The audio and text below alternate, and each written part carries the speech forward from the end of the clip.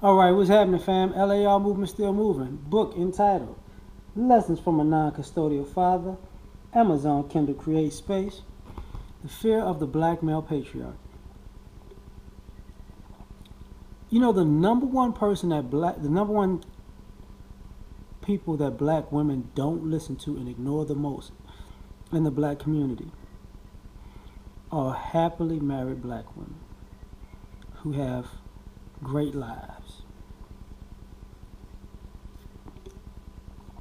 All the single black women out here who looking for a good man, they never talk to these happily married black women, because these happily married black women who are living in nice homes, who have a couple of kids, who have nice cars, who they work, their husband works, and everything is, their household is running smooth and it's peaceful and it's cool and the sex is great and they're secure.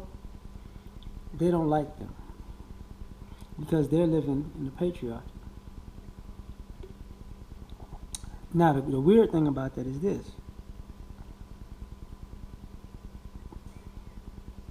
Even the men that are not married, the single men who exhibit these same traits, are in most single black women's friend zone. They won't date them. He may have the education or the skills or trade, the career, or just a job, or he may have a nice lifestyle, a nice life. He might have the things that you want out of the guys that you want to date, but not necessarily out of that guy, because he's quote unquote corny or lame or different. He's just not the guy. He doesn't have that certain je ne sais quoi. But you wind up dating a guy who has none of those qualities, but you want to mold him into the guy that you don't want to be with, which makes no sense, because a lot of ladies will admit that they like projects. They like to build a man up, right? So I think that's more so for their ego, not the reality. Now, I'm saying that to say this. A lot of single mothers, you know, the black male patriarchy is feared not out of all of this craziness, you know, they're gonna kill us and rape us and beat us and oppress us. Nah. They're afraid of black male patriarchy because they could be successful. You see, single mothers, their children, single mother households have a high rate of dysfunctionality. Single father households are not that high compared to that. It's night and day. The majority of criminals and felons is from single mother household. That's not the case with single fathers. Or family environments with functional males and females under a patriarchal setting. You know, it's kind of like the same obstructionism that the president deals with. You know, we can't let you pass these bills. We can't let you be successful. Why? Because if you're successful, then that means we let one black person in office. But he's not the first black person in office. But that's another court. Black person as president, I should say. He's not the first black president. But if he's successful in one try, and you got the other 43 presidents before him, there's gonna be 44 with Trump after him, and the success rate of all of those presidents is pretty much in the 20th percentile and maybe up, because truth be told, you don't remember a lot of those presidents because what they did was unsuccessful. So you have to obstruct that success because it makes you look bad. And I think, you know, black male patriarchy is feared because, once again, it's successful. See, the civil rights movement was led by men. It's what we cling to this, one of the things we cling to this day. You know, the Black Panther movement that people emulate, follow, and take everything from was led by men.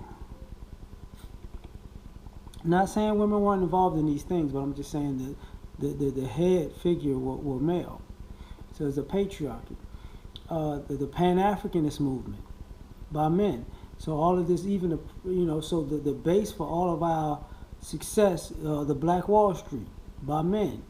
I was about to say Jim Crow. Reconstruction by men. All of our successes were under a patriarchal setting, and since our women joined the feminist movement in the '60s, all of this matriarchal setting has been really more so failures than success. There's nothing. There are not as many successes, excuse me, to hang your hat on as there are when black men were patriarchs. Because from the '60s to now, when you think about the things that women have headed, they haven't really worked out properly. Even though I know some people would say, I forgot the first black millionaire was a woman, and she made the perms, but now the perms have become weaves and perms, and it's actually an extension of the self-hate part of our culture. So it's a touchy subject. So a lot of these women who are fighting patriarchy because, once again, they don't want to be happy. They have low self-esteem, and a black father will give a young woman self-esteem. When the mothers are saying you're head nappy, you ugly because you black, the fathers don't do that. Fathers tell you you're beautiful, you're the best woman, you're the best little girl on the planet, you're gonna be great. That's the one thing that the fathers will do. A father will go off on any woman, whether it be the mother or whatever, or hairdresser, if he takes his daughter to get her hair done, and she has a certain hairstyle, and I'm a perm to make you look pretty, and because when father's involved, she doesn't need a perm to be pretty, she doesn't need a weave to be pretty, she doesn't need to assimilate to be pretty, she's pretty the way she is.